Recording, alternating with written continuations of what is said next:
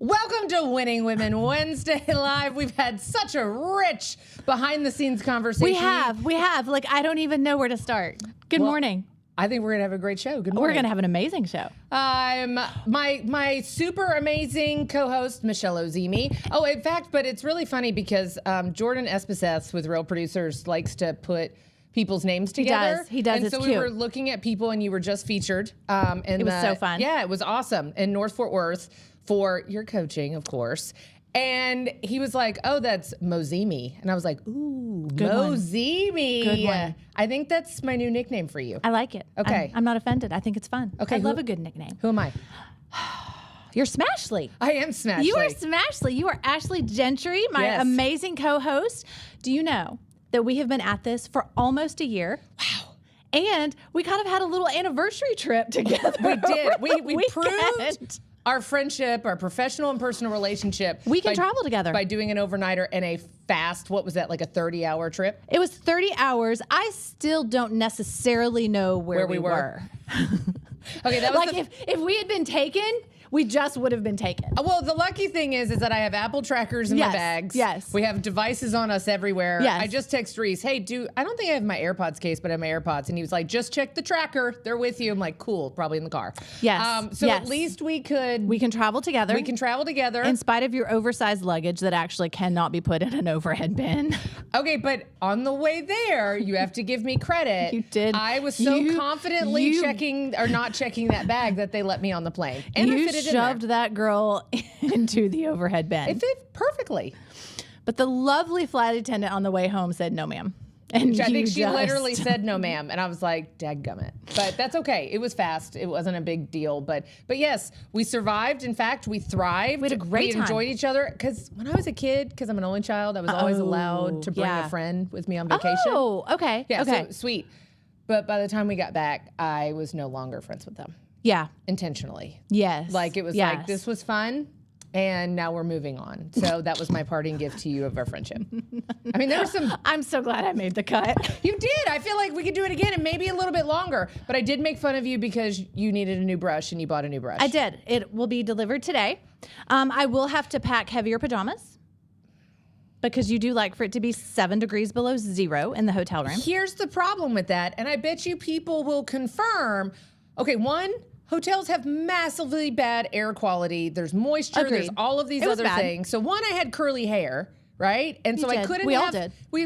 But I curled my hair the day before, and so it was like I didn't want the curls going. And if we let the humidity seep in, because we were in West Palm Beach, I was in trouble. Were we? We were. Yeah, Delray. But are they two different places? I don't know. It was fine. Yeah. But no. But so I turned it down. And you were like, I'm freezing, I'm going to die. And I'm like, God, all right, turn it back up. And then what did you say in the morning? It did get warm. You were hot and sweaty. I literally tossed and turned. I'm pretty sure I went through 4 cycles of menopause. And I woke up and I said, guess my hair is screwed. So now I'm wearing a high pony, which turned out beautifully and it was the right move. She was amazing. Still, yeah. It was good. It was good. It was good. It was a great trip. We met some incredible people. Talk about women in history. It's International Women's History Month or whatever it is. I'm super excited about that. But we got to meet Dr. Jen Welter. We did. Dr. Jen was great. Amazing. I know I can't do the stance while we're sitting here. I can't. But she is the first female coach in the NFL. She was the linebackers coach for Cardinals. Yeah. See, I remember really cool. that. I remember that. Yeah, I remember that. It was really cool. She was amazing. She was amazing. And then Girls with Grit. And they've fabulous. So they are absolutely amazing powerhouse trio. Yeah, and so nice. They are so nice. Yeah, so no, it was awesome, and I'm so appreciative to Jamison Olsen with all my also sons. amazing, Yeah. and can rock a pink suit like nobody's business. I'm embodying. You are. know that I should have worn this to the actual event because it was all pink. It was amazing. Such a great event. But no, that was what it was. It was a our Hustle is Different, our Women in Business conference that was in Florida. The actual city shall remain nameless. But Our World, which is the 3rd largest association, and we're the 5th at Metroplex. But it was absolutely phenomenal. Jameson invited me to speak with those other 2 powerhouse women and or groups, and it was just such an experience to pour into. I think they had like 200 women there from it was cool. all up the coast of Florida. So Yeah, it was awesome. We had a great time. And here we we survived. And here we are. Here we are. It is Ash Wednesday. It is Women's Month. March is going to be fantastic. I think it is going to be fantastic. After everyone gets their furniture out of the pool. Well, that's what I was about to say. It's March. I think yesterday I saw Bradley Edge, who serves on the board with me. He was so funny. He was like, you're in March when the weather was the drunkest ever yesterday. It was so bad. Hot, cold, windy, tornadoes, sun, raining. Like, what are we doing? It was insane. My dog spent the whole day under the bed. And I had a photo shoot. That was fun. And to end the day trying to do a Twilight photo shoot. But Tanner Hobbs is absolutely amazing. He's been my photographer for a long time. And I was like, are we doing this? He was like, I had to land my drone in another location yesterday on 2 other shoots, but we're going to do this, Ashley. And of course we had patio furniture. It has a pool. I was getting moss balls out of the pool for 3 hours. Just because you'd put them back, take a picture, and then they'd fly like Wizard of Oz. Yes. So it was a great day. It was a great day. What do you actually want to talk about now that I went all over the place for you? Let's talk about women. Okay. We is one. Yeah. Yeah. So I think what we decided is we would talk about, and you made a good point, growing up as children, we didn't necessarily know about like real women in history, so to speak. Yeah, I mean, the historical women weren't necessarily in our faces prevalent on a daily basis, even though obviously we did go to school. Yes. But who are the women that you admired from like your fictional women, from television shows and things like that? So, and we did get off on a tangent about that, so I don't know who your answer is. So fun fact, obviously my name is Ashley. There are a lot of us that were born in the 80s that were named Ashley for different reasons. I was named after Ashley Abbott from Young and the Restless, who was the perfume heiress and CEO. We just made Rick laugh. I know, of the family perfume company. I didn't know. That's what they did. That was what they did. Yeah, they made they were a perfumier. My grandmother watched The Young and the Restless. So my mom loved it, and she saw Ashley Abbott, and she was this very strong, independent acting, gorgeous blonde woman. Ashley?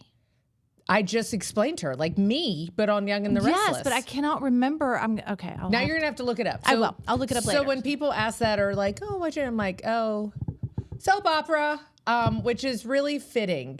And so that was so in true form. I watched Young and the Restless. Loved those things. Have you gone back and watched a soap opera? Like, have you got a clip of one and realized just how absolutely ridiculous they are? But now fast forward, we do the same thing and we just watch Bravo. That's fair. Yeah, but those are actually real people, so that's disturbing. Yeah, but they're still acting. Yes. I mean, come on now. But that's what I think is the funny part. I'm digressing for 1 second. Is the fact that people will crap on Bravo, and then you go, "I'm so sorry, General Hospital, or Bold and the Beautiful, or Young and the Restless." Or Marlena with Days of Our Lives, who died 14 times and like came back like a zombie or something. So that's what I laugh, and I'm just like, judge me not. That's fair. That's fair. So okay, so I was named after Ashley Abbott. What about you? Who's somebody that you were really enamored by? Ally McBeal. Oh, I love Ally McBeal. I could put her in my pocket though. She's so cute. You could. She was adorable though. But the corner office lawyer in New York, like that was my vibe. Like that's okay. I mean, now it sounds awful, but that's what I wanted to be. Why does it sound awful? Oh, it sounds awful to be in a corner office in a tower and yes. Yeah. Okay. As long as I can come and go, because I'm not fit for. As long as I can come and go. Because we're highly unemployable. Okay. Yes. But no, love the whole corner office vibe and the outfits. Loved the outfits. Okay. So yeah. And she was like a girl in charge of everything. She wasn't. So it's very similar. Yeah. Ally McBeal. Yes. Ashley Abbott. I think your show was a little bit more successful on prime time. Mine was more daytime trash. I think yours might still be on though. Longest running. Thank you. Yes. I'm nothing if not persistent. You are. Thank you. I think yes. Yeah. So no, that was a good one. What other, what, how about just pioneer female characters that have followed us? It was one that, Julia Roberts, she always really played iconic roles. And Steel Magnolias was probably that was a good one. the movie I watched the most. And I look back now and I'm like, have you seen those? Well, I thought you were going to 'cause go you're with not Pretty TikToks. Woman, and I was like, okay, that's We can touch entrepreneurial. She was very entrepreneurial. Yeah, got what persistent, had self-respect. I can spin that, remember? Because she basically was like, no, sir.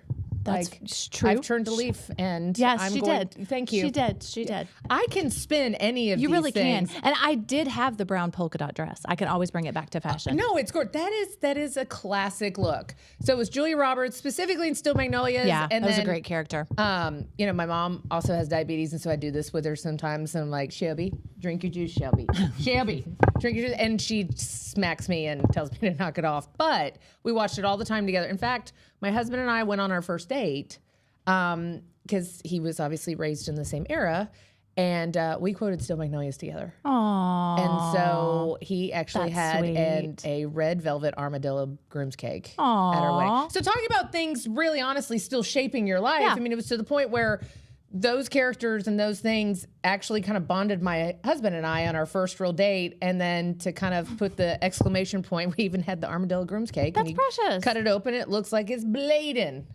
We had, so our first date, actually, speaking of female movie characters, Yeah. True Lies with Jamie Lee Curtis. Oh, that was a good movie. Yeah. Yeah. She always played really strong. Very strong roles. Yes. Well, yeah. 'cause she's a strong woman. Yes. So yes. Then we went to Denny's and had coffee and French fries afterwards. So I like that too, though. yeah, we That's didn't like have that at our wedding. bring it down to reality and, were in Red and Oak. everything else.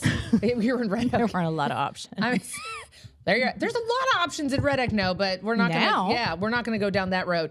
But no, and so it was interesting when you were talking about female figures and doing all these things, because something that I think just even the idea of what somebody or something represents was also very shaping. Yes. Because we didn't have constant media in our face. It was very different. Right. To where I think now we're really diluted with the information and the people we see. And so we don't see really one set of people kind of taking the stage front and center.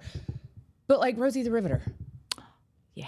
Just the representation Yes, of yes. that, I think was something, the strong woman who worked the assembly line, Yes. During the war and all of those things. And it became more of an iconic representation of women can do it too.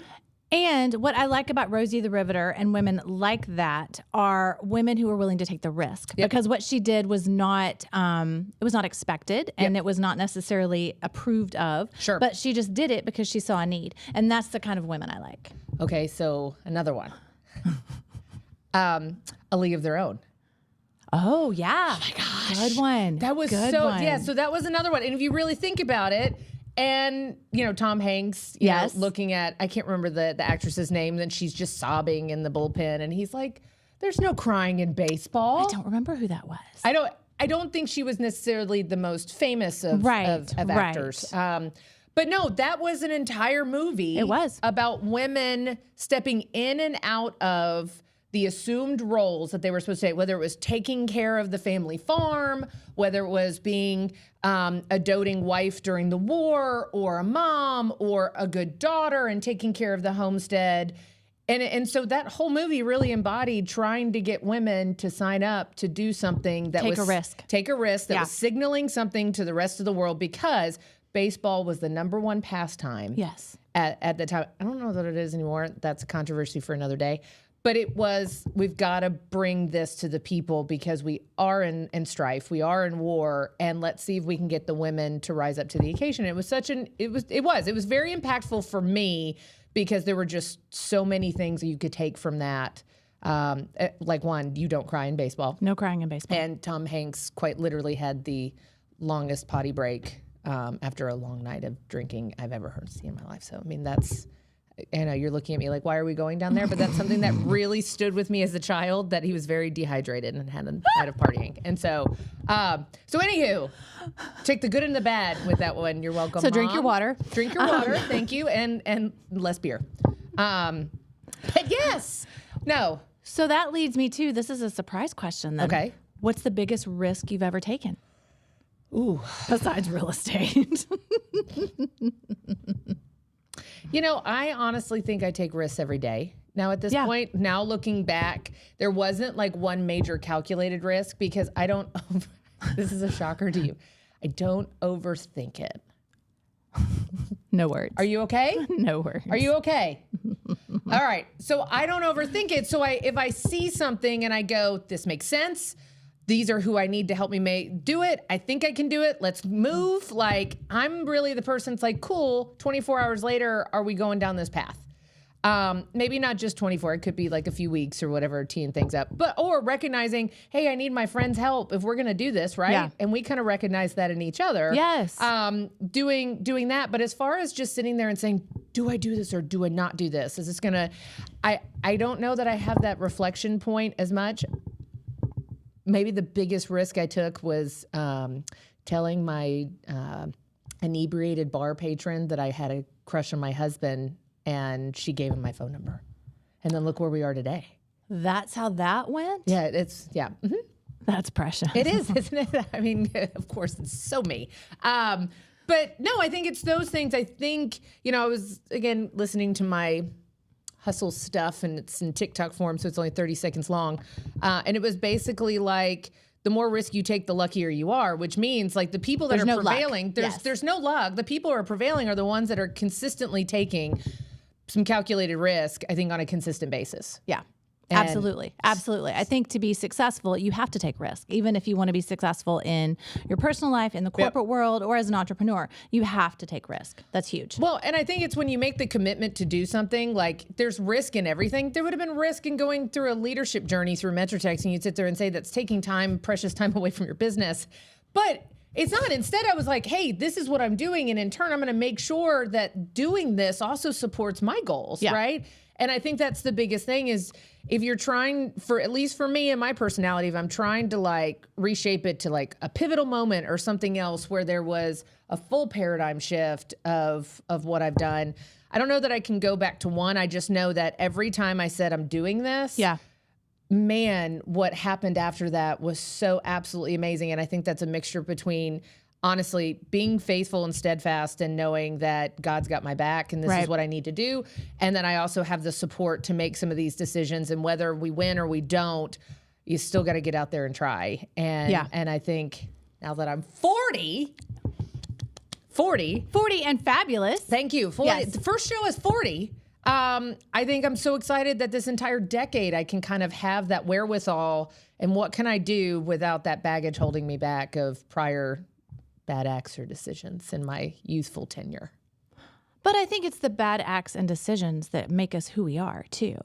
Like you kind of got to have those. No, I think I told you that before. It was like I made some unsavory decisions that led me. We all? Yes, but We're from the 80s. Of course we did. I met my husband as his bartender at a biker bar, and no, Reese is not a biker.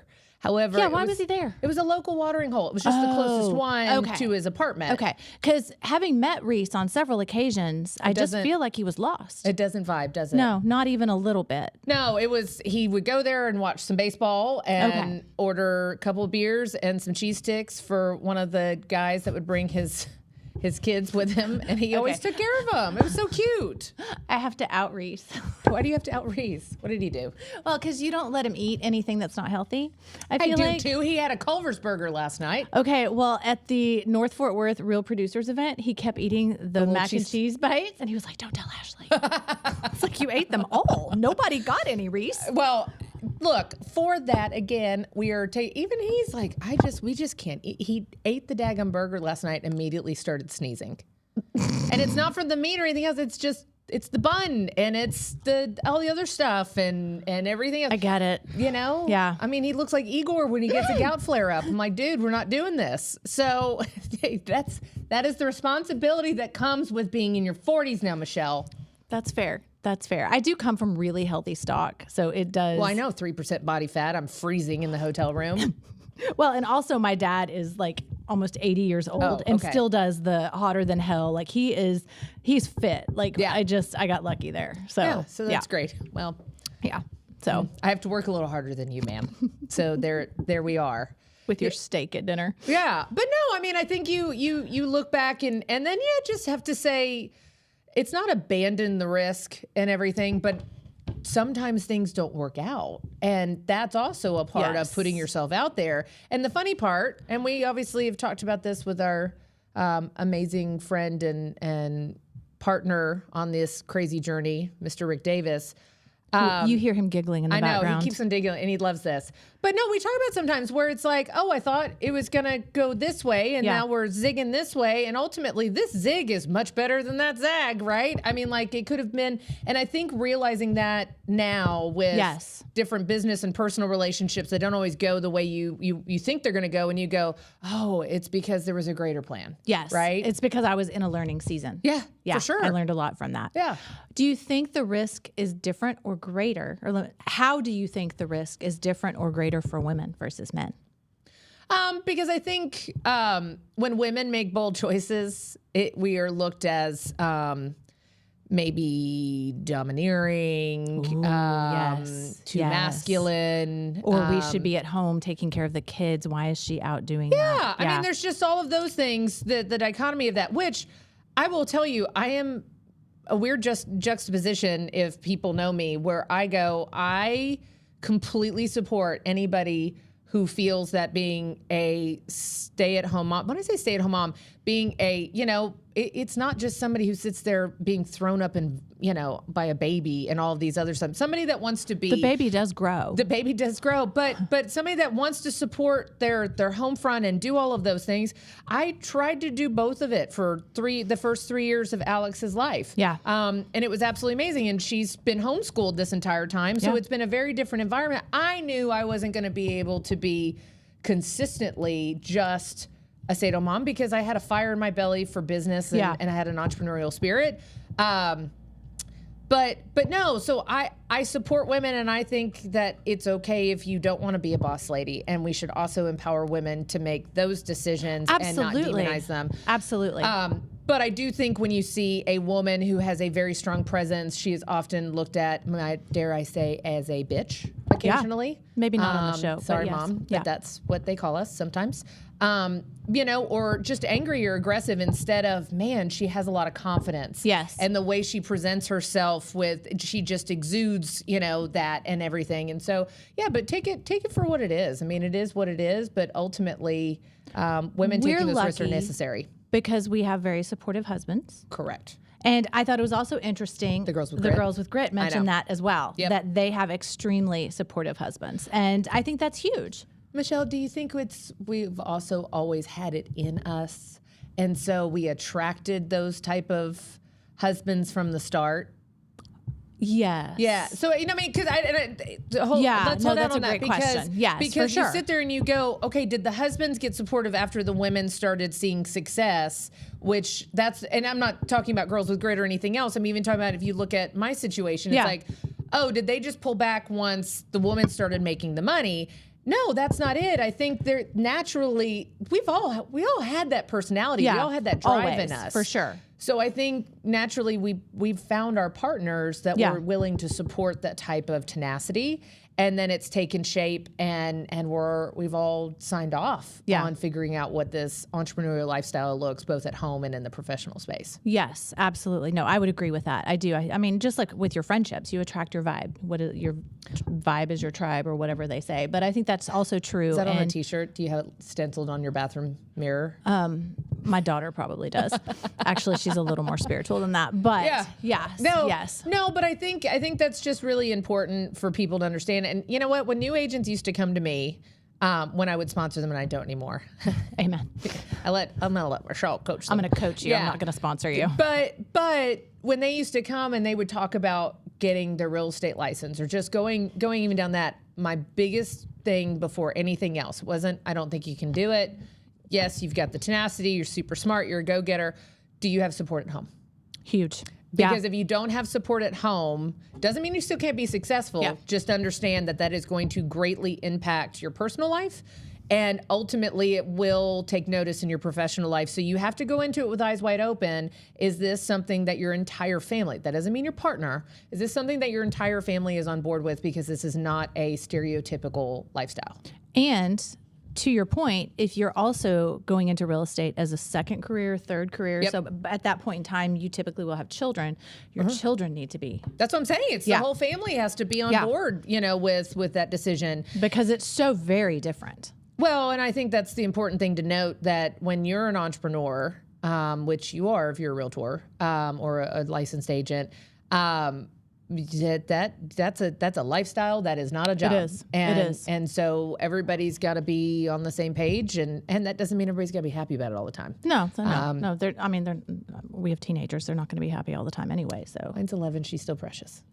right. You got another year or two. Okay. Good luck with that. Thank you. Enjoy.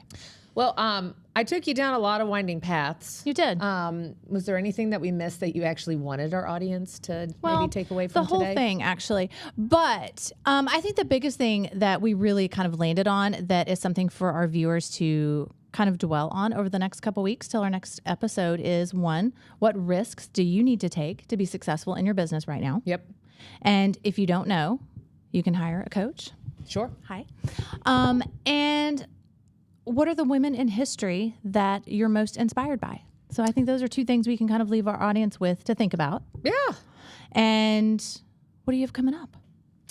Oh man, I don't know. Wherever my calendar is telling me to go at this point, Excellent. it's been a crazy couple of It weeks. really has. It really has. So I'm not going into autopilot. I just know we've got some really cool things. We do. Coming down the pike. And, We do.